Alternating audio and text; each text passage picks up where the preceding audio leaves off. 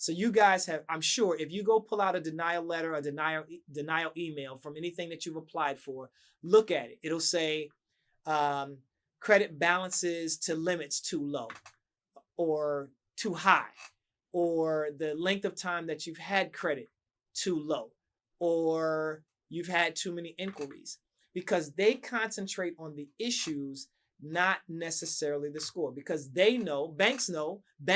So the scoring models were created by the banks. They're created by Vantage and FICO, or FICO first and then Vantage. They were created by them, but for the banks to use. But the banks look at the issues that are on your credit report, and that's how they determine your credit worthiness, not necessarily the scores, because again, they know that today your scores may be one thing, tomorrow they're going to be something different. But if the issues that you have typically don't go away or get fixed and remain on your credit report much longer. So they're looking at the issues, and that's why in those denial letters, it'll say, these are the things that caused us to deny you credit, not necessarily focusing on that credit score. All right. So then, what can you do? Kevin, you keep telling us this, but every time we look up, somebody's saying your score is too low, your score is too low, your score is too low. So what can we do? Here's the answer. There are 7 data points, or really 7 components of a credit profile on the personal side. Again, we're going to talk about business another time, but on the personal side, there are 7 components that make up a credit profile. And I'm going to talk to you about them in the order of importance, or the order of weight. The top one is weighted heavier than the second one, which is weighted heavier than the third, so forth and so on. So component number 1, I'm going to call them components. You will see in the industry, there are a bunch of people talking about credit, and some other people will use data points. And by the way, I may use those terms interchangeably, so just be aware. When I say data points, I mean components. When I say components, I mean data points. So let's use component. Component number 1, the most heavily weighted, is your payment history. That is how well you've paid your bills over time. If you have a late or missed payment on your credit report, it is going to cause your scores to go down dramatically, because it's the most heavily weighted component. Now, where you get past that is, as long as you don't have a late or missed payment within 24 months, then your credit profile will be good. If you have no late or missed payments over the entire time that you've had credit, that's even better, of course. But we know that's kind of difficult. Sometimes it is the lender's issue that causes you to have a late payment. Sometimes it's you, whatever the case may be. But just make sure, if you have a late payment, that you allow 24 hours. That would be nice.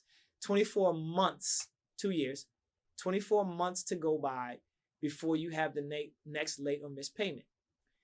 If, however, it's been less than 24 months, if you only have one late or missed payment with the creditor, you can call that creditor and ask them to do a goodwill removal. Now, I'm going to emphasize this. If you talk to someone and they tell you that they can't do it, you keep asking until you get to somebody who has the authority to do it. The lenders have the authority to do these removals, and they use what's called a universal data form to do it. So when you're talking to them, say to them, hey, I had one late payment back in February of 2021. It was an accident. COVID wasn't. So let's say June of 2021. COVID, I'm in an industry that was, they didn't deem it non-essential, or didn't deem it essential. So I wasn't getting paid. I missed a payment, or I made a payment late. Say to them, that's what happened. Can you fill out a UDF, a universal data form, send it to the credit bureaus to remove this? Again, if they say they don't do that, or they can't do that, you keep asking to talk to a supervisor until you get somebody to do it. Now, what would really help you is if you write a letter asking them to do this first, and then you give them a call, because you can reference the letter. All right. So that's payment history, 24 months. If you have anything in that 24-month window, call, write a letter first, then call. You can get those removed. Do not accept no for an answer. By the way, having one or two it's possible. If you have 3 in a row, or you have 3 in a year, or you have more than that, it is going to be very difficult, if not impossible, to get those removed. So just be aware, it is very, very difficult to get those removed unless it was a mistake on someone else's part.